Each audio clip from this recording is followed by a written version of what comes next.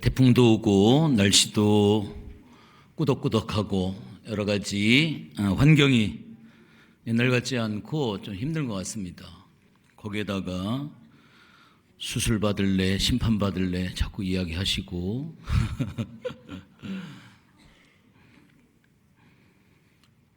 금요일 날에는 4200년 전의 사사기의 사건을 가지고 끌고 들어와서 오늘날 이 시대가 사사기 시대다, 각자 소견대로 행하고 그러다가 큰일 난다 라고 하는 그러한 이야기를 듣고요. 더 힘든 것은 요즘 매일 성경 새벽이 에스겔입니다. 에스겔 오늘 7장 14절서부터 25절까지 말씀인데 참 보면 참 힘들 것 같아요. 그런데 어쨌거나 우리 성도들이 말씀을 하나님의 말씀으로 잘 받고 또 그 말씀 가운데 오늘도 굉장히 귀한 많은 분들이 또 은혜도 받고 해서 참 감사한데 참 쉬운 문제는 아닙니다. 제가 천안에서 목회할 때 40년 이상 신앙생활하신 여자 집사님이 어느 날 대화를 하자고 해서 만났는데 그분이 하시는 이야기가 목사님, 우리들이 너무나도 힘들다라고 하는 거예요. 목사님 세상에 나가서 돈 벌며 직장생활하면서 가정을 꾸려가면서 살아가는 것이 보통 일이 아니다. 목사님은 잘 모르시겠지만 참 세상에서 살아가는 게 너무나도 힘들고 어렵다. 그 지친 마음, 지친 몸을 이끌고 교회에 와서 위로받고 싶다 이거예요. 그런데 교회에 와서 목사님이 두들겨 패시면 도대체 우리는 어떻게 하느냐. 목사님 우리 위로받고 싶다라고 하면서 저한테 두들겨 패지 마시고 좀 위로하는 말씀의 설교를 해주시고 마음을 읽어주고 격려해주고 그런 설교를 좀 해달라. 이제 그 집사님도 크게 마음 먹고 이게 보통 마음 먹고 그렇게 얘기할 수는 없겠죠. 정말로 큰 마음 먹고 본인이 교회를 사랑하는 마음으로 아마 교회 여론이 그렇게 돌았는지 자기가 또 대표를 해서 아마 저를 찾아와가지고 저한테 그 얘기를 하시더라고요. 그래서 죄송합니다, 잘못했습니다 하고 알겠습니다 하고 한 주밖에 안 지났어요. 한 주는 격려하고 그 다음부터 또 패기 시작을 했습니다. 이게 참 안 되더라고요. 패려고 하는 건 아니죠. 하나님 말씀을 또 전하다 보니까 또 그렇게 됐는데 특별히 오늘 에스겔을 특별히 말씀을 드린 것은 이제 담임 목사님이 히브리서를 계속적으로 말씀을 드리겠다라고 하시니까 이제 지금 매일 성경이 에스겔을 지금 한참 건너가고 있는 그런 상황이기 때문에 에스겔 전체를 또 이야기할 수도 없고 다음 주에 뭐 이현 목사님 설교하셔야지, 그 다음 주 침례식 때문에 목사님 설교하셔야지, 8월 둘째 주 성만찬 예배 때문에 또 목사님 설교하셔야지, 그렇기 때문에 뭐 한 달 이상을 또 이제 공간이 있기 때문에 그냥 에스겔을 간단하게만 지금 에스겔을 하고 있기 때문에 좀 말씀을 좀 드려야 되겠다라고 하는 그런 생각을 가지고 오늘 말씀을 드리려고 합니다. 에스겔은 48장으로 이렇게 되어져 있습니다. 이 에스겔이라고 하는 것은 너무나도 힘든 말씀이에요. 오늘 목사님께서도 이야기를 했지만 젖먹는 신앙, 단단한 신앙이라고 얘기했는데 젖먹는 신앙을 가지고는 에스겔을 절대로 이해할 수가 없습니다. 단단한 신앙이 되어지지 아니하면 이 에스겔을 소화시키기가 결코 쉽지 않은 것이 바로 이 에스겔입니다. 어거스틴이 그러한 이야기를 했습니다. 성경은 어린 양이 건널 수 있는 얕은 곳도 있지만 그 덩치가 커다란 코끼리가 건널 수 있는 깊은 곳이 있다라고 이렇게 이야기를 하고 있습니다. 여러분들 에스겔은 어린 양이 건널 수 있는 곳일까요? 코끼리가 건널 수 있는 그러한 곳일까요? 에스겔의 말씀은 어린 양이 건널 수가 없어요. 에스겔의 말씀은 큰 코끼리가 헤엄쳐서 건널 수 있는 그러한 곳이 에스겔의 말씀입니다. 여러분들 목사님들이 설교를 안 하는 두 군데가 있어요. 에스겔하고 요한계시록을 설교를 잘 안 합니다. 에스겔을 만약에 설교를 하면 대부분의 목사님이 에스겔은 37장이에요. 에스겔 골짜기에 마른 뼈들이 막 일어난다라고 하는 그 설교 외에는 에스겔의 어떤 다른 부분에서 설교를 하기도 어렵고 하시는 목사님들도 없고 참 어려운 말씀이 바로 이 에스겔에 나와 있는 그러한 말씀입니다. 작은 곳에는 피라미드들이 살지만 큰 깊은 강 속에는 큰 물고기가 이렇게 살게 되어져 있습니다. 계시록이 단단한 말씀인 것처럼 에스겔도 굉장히 단단한 그러한 말씀입니다. 성경에 보면 이르시되라고 하는 말이 한 600번 정도 기록이 되어져 있습니다. 그런데 이 에스겔에는 내게 이르시되라고 하는 말씀이 90번 정도가 기록이 되어져 있어요. 성경 전체에 이르시되가 한 600번인데 그 중에 100번, 6분의 1이 에스겔에 기록되어 있습니다. 내게 이르시되, 내게 이르시되. 즉 에스겔의 말씀은 누구에게 주시는 말씀이에요? 내게 이르시되, 오늘날 나에게 주시는 그러한 말씀이다 라고 이렇게 여러분들이 받으시면 됩니다. 글로 기록된 로고스의 말씀이 아니라 나에게 주시는 이 에스겔은 레마의 말씀으로 우리가 받아야 됩니다. 우리가 잘 아는 것처럼 에스겔은 에레미야와 동시대의 남왕국 유다의 멸망을 바라보면서 하나님께 주신 특별한 제사장이지만 선지자의 사명을, 제사장은 세습이 있기 때문에 내가 하기 싫어도 그냥 제사장은 그냥 되어지는 거예요. 오늘 여러분들 여기 성경에 보면 2절에 3절에 갈대아 땅 그발 강가에서 여호와의 말씀이 부시의 아들 제사장이었던 나 에스겔에게, 그러니까 이 에스겔은 아버지가 제사장이었고 자기가 원하든 원치 아니하든 제사장은 그 아들이 세습으로 물려받는 것이었기 때문에 이 에스겔도 아버지를 따라서 그대로 제사장이 된 거예요. 그러나 오늘 여기 성경에 보면 에스겔에게는 제사장의 사명이 아니라 하나님께서 특별히 선지자의 사명을 하나님께서 허락해 주셨습니다. 우리가 잘 아는 것처럼 에레미야는 눈물의 선지자라고 이야기를 하고 있습니다. 특별히 하나님께서 그 남왕국 유다의 멸망을 하나님께서 에레미야에게 보여주시고 그것을 알고 그 이스라엘 민족들을 향하여서 하나님의 멸망의 메시지를 눈물을 뿌려가면서 눈에 진 눈물이 사라지지 않을 정도로 그렇게 하나님의 복음과 하나님의 말씀을 선포했던 사람이 바로 누구냐면 에레미야였고요. 똑같이 이스라엘 이 남왕국 유다의 멸망을 바라보고 그 전에 멸망을 경고를 하고 멸망을 또 본인이 경험을 하고 바벨론의 포로로 끌려갈 때 그 바벨론의 포로로 또 끌려가고 그 바벨론에서 또다시 하나님의 소망, 하나님의 희망 70년이 지나고 나면 하나님께서 우리를 고국으로 돌아가서 새로운 이스라엘을 만드신 새로운 땅, 새로운 예배, 새로운 성전을 통하여서 하나님의 역사를 이루어 줄 것이다라고 하는 이 메시지를 선포했던 사람이 바로 누구냐면 에스겔입니다. BC 593년에서 571년까지 22년 동안 선지자로 활동을 했던 사람이 바로 에스겔입니다. 오늘 여기 성경의 본문의 말씀 보면 1절의 말씀에 30째 해 30살이 됐을 때 넷째 달 4월 초닷새 5일에 내가 어디에 있었냐면 그발 강가라고 하는 곳에 있었었는데 거기에서 어떤 놀라운 일이 일어났느냐, 하늘이 쫙 열려졌습니다. 그리고 하나님의 모습이 보여졌어요. 그리고 3절 후반절에 보면 여호와의 영광이 특별히 내 위에 임하게 되어졌다라고 이 에스겔이 하나님으로부터 사명을 받는 그러한 것이 기록이 되어져 있습니다.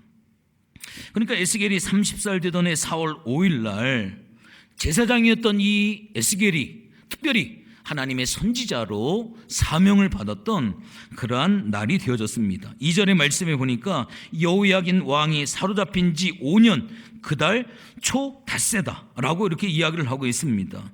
그러니까 남왕국 유다의 마지막 왕이었던 여호야긴 왕이 잡혀온 지 5년이라고 했기 때문에 에스겔이 몇 살이냐면 25살이에요. 25살에 잡혀와가지고 바벨론 땅에서 5년이라고 하는 기간을 포로로 지내는 가운데 그 와중에 하나님의 사명을 받은 거예요. 선지자로 이렇게 사명을 받은 것이다 라고 이렇게 기록을 하고 있습니다. 여러분들, 제가 여러분들의 한 가지 여쭤보겠습니다. 하나님께서 여러분들을 부르신 하나님의 사명을 받은 날을 여러분들이 혹시 기억을 하고 계십니까? 몇 년, 몇 월, 며칠 하나님의 사명을 여러분들이 받은 날을 기억을 하십니까? 저는 1979년도 중학교 2학년 때 하나님의 사명을 저는 받았습니다. 받은 날짜는 기억을 하지 못한다 할지라도 하나님께로부터 받은 사명이 무엇인지를 혹시나 여러분들은 기억하고 계십니까? 하나님께서는 하나님의 사람들에게 각자 하나님의 사명을 하나님이 부여해 주셔요. 제가 소명과 사명과 은사에 대해서 이야기를 하는데, 소명이라고 하는 것은 하나님의 콜링이라, 하나님의 부르심이라고 이야기를 했어요. 하나님의 부르심은 반드시 사명과 미션과 하나님이 맡겨주신 일과 연결이 되게 되어 있습니다. 내가 예수를 믿고 하나님의 자녀가 되어준 하나님의 부르심을 받았다고 한다면 하나님은 그냥 우리를 부르셔서 그냥 신앙생활 하도록 그렇게 살게 하신 게 아니에요. 우리를 부르실 때에는 반드시 하나님의 일을 우리에게 맡겨주십니다. 그 일을 잘 감당할 수 있도록 하나님께서는 우리에게 사명을 주신다라고 하는 거예요. 제가 뭐를 한 가지를 갖고 왔는데, 제가 1년 전에 2018년도 제가 3월 달에 제 친구 목사를 통해서 제가 적자생존이라고 해가지고 적어야 산다라고 해가지고 제가 적은 것이 하나가 있는데, 전윤수의 사명선언문, 제가 그때 기도하면서 내 사명선언문을 적어놓은 게 하나가 있습니다. 맡겨진 영혼을 돕고 살리고 세우는 왕같은 제사장이다 라고 하고, 나의 사명은 나의 생이 다하는 날까지 하나님 나라와 구속사를 위해 살아갈 것이다. 마라나타의 신앙으로 언제든지 주님 오심을 소망하며 세상의 가치관이 아닌 바울의 가슴 속에 있었던 그 복음의 열정으로 이 땅 위에 하나님의 나라를 누릴 수 있도록 말씀과 복음으로 무장하여 살아가도록 섬기는 일에 헌신하는 것이다. 세 가지를 세워서, 첫째, 하나님께서 허락하시는 시간까지 박성환 목사님과 백향목교회를 섬기는 사역에 갈렙과 같이 헌신하는 것이다. 두 번째, 2020년도까지 성경 10권을 자유자재로 가르치도록 습득하고 공부할 것이다. 세 번째, 2030년까지 매 성경 3권씩 능숙하게 가르칠 수 있도록 최선을 다해서 공부할 것이다 라고 사명선언을 적었고, 그 밑에다가 사명을 이루기 위한 구체적인 드림 리스트 해가지고 제가 7가지 목표를 여기다 갖다 적어놨습니다. 몇 년도까지 내가 가나안 500 프로젝트를 내가 달성을 할 것이다. 성경 30권 공부를 하루에 1년에 3권씩 해서 2028년까지 독서 240권 하기, 2028년도까지 건강관리 70kg를 유지할 것이다. 제가 지금 67kg인데 70kg는 평생 유지할 것이다. 50명에게 말씀을 딜리버리 할 것이다. 1년에 5명씩 2028년까지 내가 전도하고 노방 축구 전도하는 것, 이것은 평생 할 것이다. 그러면서 내가 목표를 이루기 위한 2018년 연간 계획으로 몇 가지를 제가 또 적어놨습니다. 내 평생의 사명선언문, 내가 한 20년 30년까지 내 드림 리스트, 그 다음에 올해 2018년도에 맡겨진 사역 정직하고 성실하게 감당하기, 성경 3권 정리하기, 출애굽기, 복음원리, 에베소서, 이것은 다 정리를 제가 했고요. 독서 월 2권 하기, 아침 운동 개근, 주일에 자전거 30분 걷기, 이거는 지금까지도 못 지키고 있습니다. 그러면서 뒷장에 평생의 약속의 말씀, 시편 146편 5절의 말씀을, 하나님께서 나에게 주신 평생의 약속의 말씀이다. 야곱의 하나님이 자기의 도우심으로 삼으며 여호와 자기 하나님에게 자기의 소망을 두는 자는 복이 있다. 이 시편 146편을 내 평생에 하나님이 나에게 주신 약속의 말씀으로 제가 적어놓고 그 말씀을 늘 묵상하고 있고요. 내게 주신 리소스, 복음 선품은 가장 신실하게 사랑을 실천하며 목회하셨던 아버지, 새벽마다 목회하는 아들을 위해 기도의 제단을 쌓으신 어머니, 이게 내가 지금까지 오게 된 나의 복음의 리소스예요. 평생 믿어주고 지지해주며 참아준 신실한 아내, 아버지의 목회를 도와 예배당을 건축하고 섬겼던 어린 시절의 10년, 제2의 영적 아버지인 박성환 목사님과 1차 8년, 2차 4년, 이제 작년에 썼으니까 천안에서의 15년, 많은 목회 동역자들과의 만남, 이게 지금 나의 신앙의 모든 것들을, 아버지, 나의 어머니, 나의 아내, 박성환 목사님과의 만남, 천안에서의 목회, 이게 나의 복음의 리소스. 내가 지금 여기까지 온 내가 내걸 정리를 한 거예요. 나는 왕같은 제사장이다. 나의 생이 다하는 날까지 하나님 나라와 구속사를 이루는 일에 내 삶을 드린다. 나는 하나님이 주신 은혜로 정직하고 성실하게 섬기는 종으로 살 것이다.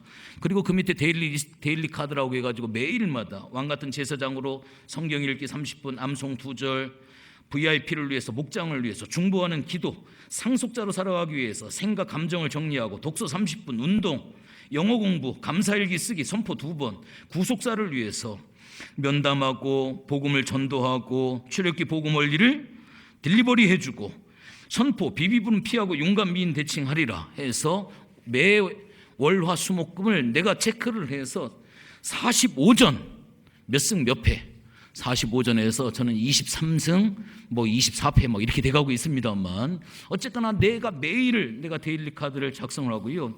제가 경건 카드를 계속적으로 작성을 하고 있고, 제 마음 관리, 아침에 일어났을 때 내 생각, 5가지 감사, 내가 닥쳐진 문제를 3가지를 어떻게 내가 이것을 이겨낼 수 있을 것인가, 그리고 저녁에 하루에 있었던 모든 것들을 내 마음 일기를 써서 하루의 모든 것들을 정리를 하고, 지력, 심력, 영력, 체력, 관계에서 지력, 내가 오늘 어떤 공부를 했고, 심력, 내 마음 관리를 오늘 일기를 쓰고 여러 가지를 했고, 영력, 내가 오늘 큐티를 어떻게 했고 성경을 어디를 봤고, 내가 어떤 길을 성경 공부를 하고 어떻게 기도를 했고, 체력, 내가 오늘 운동을 어떻게 했고, 그 다음에 관계, 내가 누구와 대화를 하고 전화를 하고 통화를 하고, 매일마다 저는 이 세 가지를 관리를 하고 있습니다.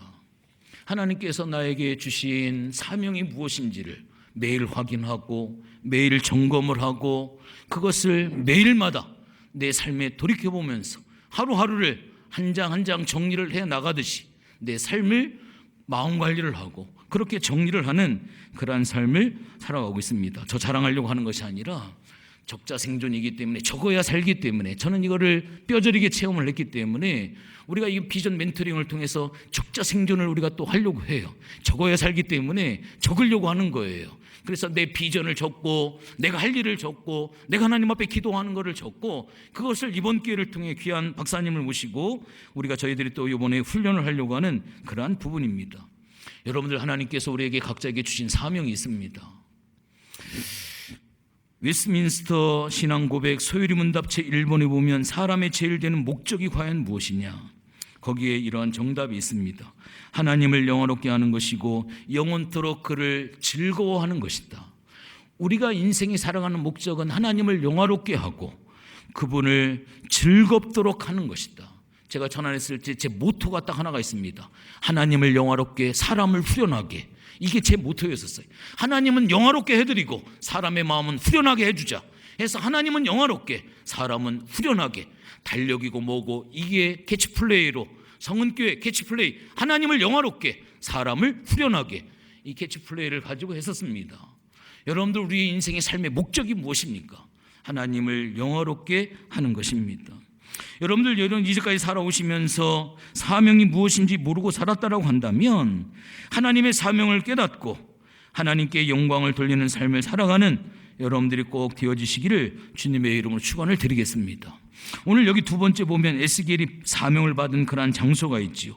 그발 강가 사로잡힌 중에 있을 때 하늘문이 열렸고 하나님의 모습이 내게 보이셨다라고 이야기를 하고 있습니다. 바벨론이 4차 공격을 했는데, 지금 이 상황은 2차 공격을 했을 때, 여호야긴 왕이 포로로 잡혀갈 때 그 가운데 이스라엘 남하고 유다에 있었던 인재가 있는 사람, 머리가 좋고 기술이 있고 똑똑하고 쓸모가 있는 사람들 1만 명을 포로로 잡아갔어요. 그때 에스겔이 함께 잡혀간 상황 가운데 있었던 그러한 상황입니다. 그때 예루살렘에서는 에레미야가 하나님의 예언의 말씀을 눈물을 쏟아가면서 목이 터져가면서 하나님의 말씀을 전하고 있는 그러한 상황 가운데 있었습니다. 특별히 1절과 3절에 보면 그발 강가라고 하는 것을 2번씩이나 이렇게 언급을 하고 있습니다. 이스라엘 백성들이 포로로 잡혀갔을 때 특별히 강가에 배치가 됐습니다. 그것은 여러 가지 이유가 있었는데, 대운하 공사에 노예들이 투입이 되어졌던 거예요. 그러다 보니까 강가에 이렇게 투입이 돼서 운하 공사를 위해서 그 당시에 투입이 되어졌습니다. 그런데 여기 보니까 4월 5일이라고 적시를 하고 있죠. 정확하게 성경은 나와 있지 않지만 그때 당시 여러 가지 상황들을 살펴봤을 때 4월 5일은 특별히 안식일이었다라고 하는 것을 여러 가지 연구를 통해서 살펴볼 수가 있습니다. 그러니까 이 에스겔이 지금 그발 강가라고 하는 곳에 4월 5일 날 나와서 있었었는데, 여러 가지 상황이 있겠죠. 슬픈 마음도 있고, 사람들이 울적하면 바다를 보러 가잖아요. 그와 같이 그러한 여러 가지 마음도 있었겠지만, 특별히 여러분들 사도행전의 말씀 오면 빌립보 교회가 처음으로 개척이 됐을 때 사도 바울이 그 회당을 제일 먼저 찾아가요. 어느 낯선 지역에 갔을 때 이 유대인들은 10명이 모이면 반드시 회당을 먼저 짓습니다. 그렇기 때문에 바울이 전도를 할 때 그 지역에 가서 회당을 먼저 찾아가요. 찾아가서 거기서 하나님의 말씀을 전하면서 복음을 전했는데, 빌립보라고 하는 지역을 와보니까 거기는 회당도 없어요. 예수 믿는 사람들이 없었다라고 하는 거예요. 그때 당시에 회당이 없으면 강가나 이런 곳에서 사람들이 기도 처소를 만들어 가지고 기도를 했었습니다. 그래가지고 이 사도 바울이 그 강가로 갔을 때 거기서 누구를 만나냐면 자주장사 루디아를 거기서 만나게 되어지는 거예요. 그러니까 루디아도 기도하기 위해서 강가를 찾아왔고, 바울도 기도하려고 강가를 갔다가 빌립보 교회 첫 번째 교인이었던 루디아를 그 강가에서 만나게 되어지고 그 사람이 빌립보 교회 교인이 되어지고 감옥에 갇히고 난 다음에 간수가 또다시 교인이 되어지면서 빌립보 교회가 세워지는 그러한 역사가 나타났습니다. 여기 보니까 이 강가에서 아마 하나님 앞에 예배를 드리는 그러한 상황들이 있었던 것 같아요. 오늘날로 말하면 4월 5일 날은 주일날이에요. 안식일이죠. 하나님 앞에 예배를 드릴 때 어떤 일이 일어났어요? 하나님 앞에 예배를 드릴 때 그 발 강가에 있을 때 오늘 여기 성경에 보니까 하늘의 문이 열려졌다. 그리고 하나님의 권능이 나에게 임하게 되어졌다 라고 이렇게 이야기를 하고 있습니다. 여러분들 사도 요한도 반모섬이라고 하는 곳에 가서 어느 날 주일날 혼자 예배를 드리는 가운데 하늘문이 열리고 앞으로 되어질 일에 대한 계시록의 말씀을 요한이 받게 되어지지요. 여러분들 우리가 하나님 앞에 이 주일을 지킨다라고 하는 거, 구약시대로 이야기하면 안식일을 지킨다라고 하는 거, 이것은 너무너무나도 귀한 일이에요. 우리가 하나님 앞에 이 안식일, 주일을 지키는 것은 생명을 걸고 우리가 지켜야만 됩니다. 우리 신앙이 무너질 때 어디서부터 무너져요? 주일 성수가 자꾸 멀어지고 떠듬떠듬하게 되어지고 주일을 지키는 게 한 번 빠지고 두 번 빠지고 세 번 빠지다 보면 영적인 도미노 현상이 일어나가지고 완전히 신앙이 떠나가 버리게 되어지는 그러한 상황을 만나게 되어집니다. 그래도 오늘날 많은 것들이 타락이 되고 해서 안타까움이 있지만 그래도 아직까지 주일의 신앙을 지키고 있기 때문에 그래도 이 대한민국이 하나님의 권능에 붙잡혀 있지 아니하는가 라고 하는 그런 생각을 갖습니다. 유대인들은 무슨 이야기를 하는지 아세요? 우리가 안식일을 유대인들은 생명처럼 지키잖아요. 그들은 생명을 걸고 안식일을 지키거든요. 안식일 아무것도 안 하잖아요. 차라리 엘리베이터도 자동으로 다 눌러놔가지고 누르는 것도 안식일을 범하는 것이기 때문에 그렇게 할 정도로 철저하게 안식일을 지키는 사람들입니다. 그런데 그들의 고백이 뭔지 아세요? 우리가 안식일을 생명을 걸고 지킨 줄 알았더니 안식일이 우리를 지켰다. 유대인들의 고백입니다. 우리가 안식일을 지킨 것이 아니라 안식일이 우리를 지켜줬다라고 하는 것이 바로 그들의 고백입니다. 여러분들 주일을 지키는 것, 이것을 여러분들 철저히 우리가 잘 하셔야만 합니다. 우리가 신앙 안에 예수님의 십자가의 보혈, 예수 그리스도의 능력 안에서 우리가 이 은혜를 지키고 이 은혜를 가슴속에 기억하는 것, 이것은 너무나도 귀한 거예요. 오늘 우리 침례 받을 아이들이 올라와가지고 중학교 2학년짜리 3명, 1학년짜리 3명, 2학년짜리 1명, 그 다음에 이제 이번에 등록하신 새로운 성도, 내 머릿속에 이게 뭘 가르쳐야 되나, 이게 여자아이들 수련해가지고 밤새 새가지고 애들이 해롱해롱 할 텐데 이걸 도대체 이걸 뭐를 설명을 해가지고 단시간 내에 속성으로 해가지고 침례받을 때 구원의 감격을 가지고 저들을 할까. 이렇게 하다가 또 뭐 카페에 가서 뭐 또 먹고 와야 된다. 내려가더니 함흥차사 손님이 많아가지고 기다리냐고 늦었다. 1시 20분이나 다 돼가지고 올라와가지고 2시는 맞춰야 되는데 해가지고 뭐 속성으로 하긴 하지만 참 애들이 영혼이 막더라고요. 똘망똘망하게 한마디도 놓치지 않으려고 아이들이 그 집중해서 아이들이 듣는데 너무나도 감사하더라고요. 그러면서 구원에 대해서 왜 우리 인간이 죄인인지, 왜 우리가 구원받은지, 구원의 대가, 너희들 구원의 확신이 있니? 다 있다고 그래요. 그래가지고 내가 물어봤죠. 그러면 구원이 뭔데? 구원이 뭔데 거기에 대한 확신이 있어? 구원이 뭐야 너? 그랬더니 이제 아무 말도 안 하지요. 구원의 확신이 있냐고 하니까 어려서부터 교회는 다녔고 들은 풍월이 있고 누가 물어보면 고개는 끄덕거려야 되겠고 하니까 끄덕거렸지만 구원의 확신이 있대요. 구원의 확신이 있으면 그 구원이 뭐야? 구원이 뭔데? 물으면 또 구원이 뭔지는 또 모르지요. 또 하나에는 죽으면 천국 갈 확신이 있느냐 그랬더니 아니요. 왜 아니냐? 동생을 혼냈겠대요 오늘. 그래서 죄제해서 천국을 못 갈 것 같대.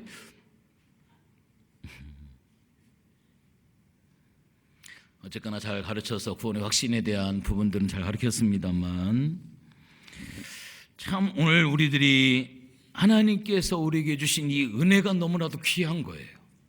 하나님께서 우리에게 허락하신 이 귀한 안식일을 지키고 말씀 가운데 살고 하는 것은 너무나도 귀한 거예요. 창세기 2장 3절에 하나님이 그 7째 날을 복되게 하사 거룩하게 하셨다 라고 성경은 이야기를 하고 있습니다.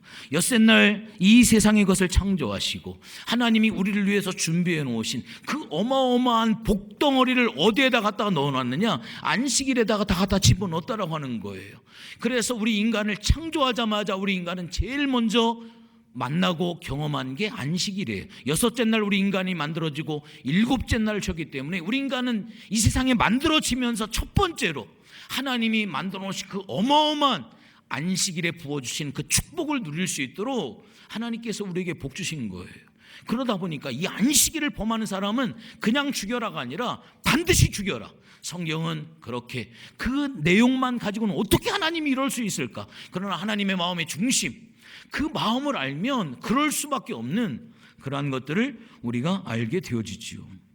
오늘날 이 시대 주일의 신앙이 점점 무너져가고 있습니다. 하나님 앞에 드려지는 예배도 형식과 외식으로 드려지고 있는 그러한 가운데 있습니다. 정말 우리가 하나님께서 우리를 구원해 주신 구원이 감격스러워서 주님의 십자가에 피 묻은 복음이 우리의 가슴과 영혼을 때리고 우리를 새롭게 하기에 그 감격과 은혜 속에 정말 하나님의 은혜가 감사해서 정말 우리가 하나님 앞에 예배를 드리고 있는가? 이 시대에 하나님 앞에 이 예배가 새로워져야만 합니다. 신령과 진정한 예배가 드려져야만 합니다. 오늘날 교회 속에 형식적인 예배로 드려지는 경우가 얼마나 많이 있습니까? 예수의 십자가의 보혈이 없는 인본주의가 판을 치고 있는 그러한 형태의 예배, 형식화된 외식화된 그러한 예배가 얼마나 드려져 가고 있습니까? 저 북녘 땅에는 그 북한에 있는 사람들이 고백이 무슨 이야기냐? 자기의 평생에 목사님 한번 불러보는 게 평생의 소원이다. 목사님을 통해 들려지는 설교를 한번 들어보는 것이 자기들의 평생의 소원이다. 목사님 하면서 입으로 목사님을 부르는 게 소원이고, 거기에는 목사님이 없으니까 평신도 자기들끼리 하니까 목사님이 정식으로 드려지는 예배 가운데 목사님이 하는 설교를 한번 들어보는 것이 자기들은 평생의 소원이다. 숨을 죽여가면서 산속에서 가정에서 예배를 드리다가도 공안이 닥쳐오면 5층에서도 막 뛰어내리고 산속에서도 도망가고 그렇게 해가면서 그 신앙을 지켜가고 있는 그러한 사람들.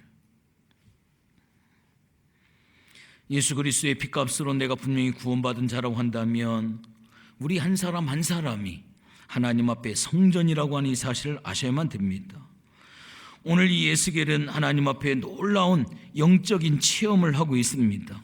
오늘 여기 성경에 보니까 에스겔이 큰 하나님의 권능을 이 에스겔이 느끼게 되어졌다라고 이렇게 이야기를 하고 있습니다.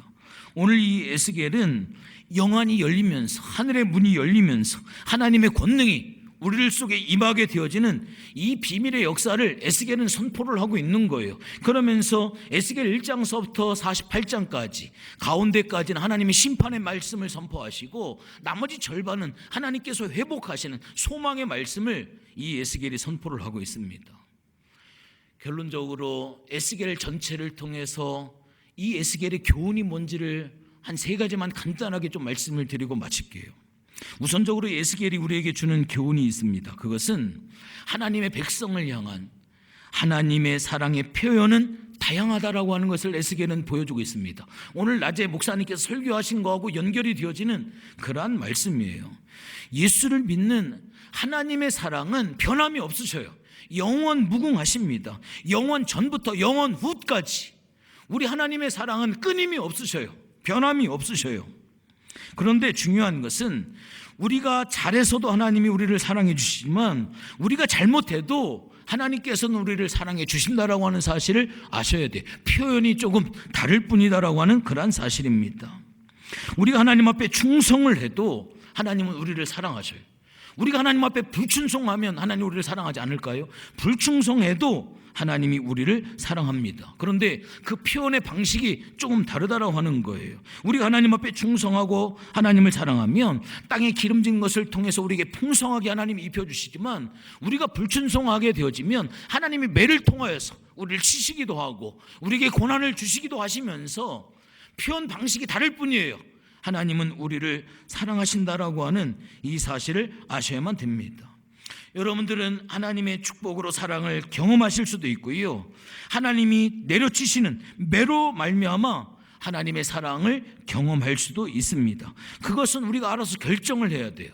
하나님께서 솔로몬에게 이렇게 이야기를 합니다. 사무엘하 7장 14절 15절의 말씀에 보면 나는 그 아비가 되고 그는 내 아들이 되리니 저가 만일 죄를 범하면 내가 사람 막대기와 인생 채찍으로 징계하려니와 사람 막대기하고 인생 채찍 통해서 하나님 우리를 징계하시지만 내가 네 앞에서 패한 사울에게서 내 은총을 빼앗은 것 같이 사울에게서는 은총을 빼앗았어요. 그러나 솔로몬을 통해서는 내가 절대로 그것을 빼앗기지 아니할 것이다.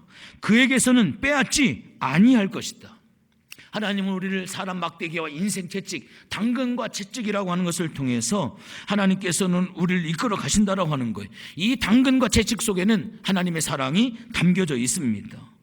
오늘 우리가 하나님 앞에 채찍 맞지 아니하고 하나님의 축복과 은총 속에 살아갈 수 있는 우리가 되어져야만 합니다. 두 번째로 에스겔이 우리에게 들려주시는 이야기는 바로 무엇이냐면 하나님께서 우리에게 은혜를 주시는 수단은 하나님의 말씀을 우리에게 주신다라고 하는 그러한 사실이에요. 오늘 에레미야나 에스겔이나 선지자를 통하여서 하나님께서는 하나님의 말씀을 주십니다. 여러분들 성경을 가만히 한번 보십시오. 시편 107편 20절에 보면 저가 그 말씀을 우리에게 보내서 저희를 고치는데 위경 굉장히 어려운 그러한 상황 가운데서 건지신다. 하나님이 우리에게 말씀을 주셔서 우리의 곤고한 상황 가운데서 우리를 건지신다라고 하는 거예요. 하나님께 에스겔을 통하여서 너희들 그렇게 살다가는 너희들 포로로 끌려갈 거야.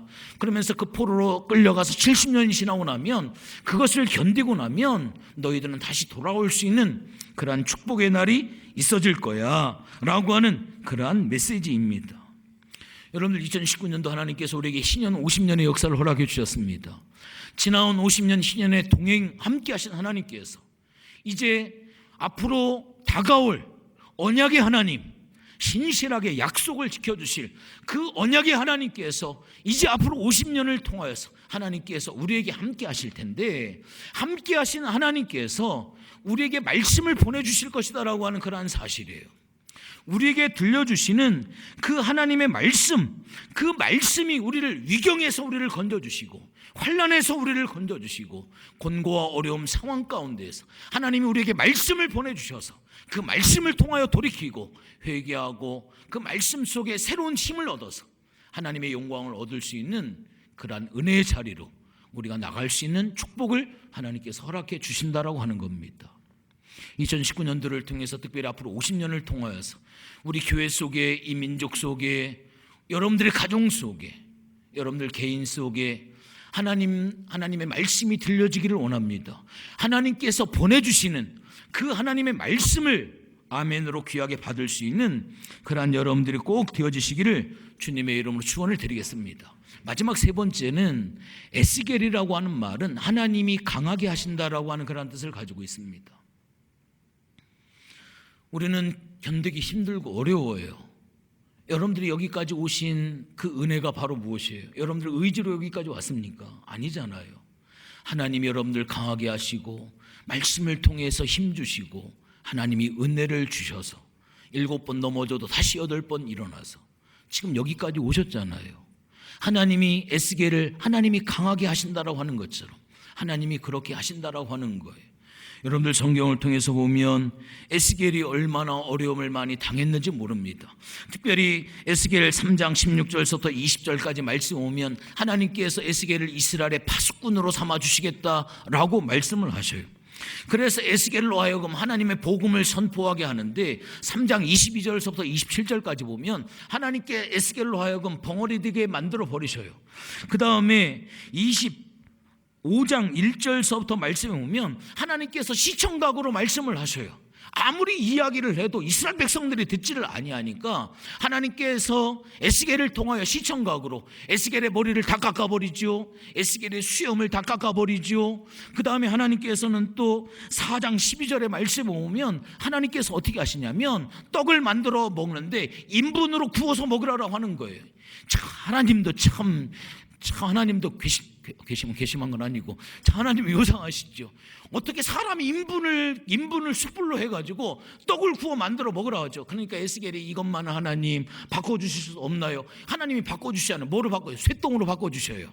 인분이 아니라 쇠똥으로 구워 먹어라 해가지고 쇠똥으로 바꿔 먹게 되어지죠. 12장의 말씀에 가보면 포로 행장을 만들어요. 지금으로 하면 피란 가기 위해서 큰 보따리를 지는 것처럼 에스겔이 큰 보따리를 하나님께서 심판을 해서 이스라엘이 멸망을 하니까 도망가는 이 행장을 꾸려가지고 이삿짐을 꾸려서 막 광장으로 나가게 하고 어떤 때에는 왼쪽으로 391일 동안 누워있게 하고 오른쪽으로 40일 동안 누워있게 하고 하나님께서 이스라엘 백성들이 말로 해도 안 들으니까 그러한 것을 통해서 계속적으로 이야기를 하셔요. 가슴 아픈 게 또 하나가 있습니다. 에스겔 24장 15절 24절 말씀 오면 너무 가슴 아프죠. 이스라엘 백성들이 하도 말을 안 들으니까 하나님께서 에스겔의 아내를 죽여버리십니다. 에스겔의 이야기를 하는 거예요. 다음 날 네 아내가 죽을 것이다. 그것을 이스라엘 백성들에게 선포를 하여 그 다음 날 보니까 진짜 에스겔의 아내가 죽습니다. 아내까지 죽여서 까먹지. 에스겔의 아내가 죽는 과정까지 가면서도 하나님께서는 이스라엘 백성들이 하나님의 말씀을 듣고 깨닫고 거기서 돌이키고 거기서 하나님 앞에 회개하고 돌아올 수 있도록, 이게 선지자의 아픔인 거예요. 인분으로 떡을 만들어 먹게 하죠. 괜히 머리 다 빡빡으로 깎아 놓으시죠. 수염 다 깎아 놓으시죠. 말은 하고 싶은데 벙어리 만들어 버리죠. 엉뚱한 짓 하게 하죠. 굉장히 이상한 괴짝. 49일 491일 동안 누워있으면 너 뭐하고 있니? 맨날 물어볼 거 아니에요. 어떤 때는 이렇게 누워있고 피난 가는 것처럼 놈들은 다 살고 있는데 나 혼자 피난 가는 것처럼 들어갔다 나왔다 들어갔다 나왔다 막 하게 만들어 버리지요.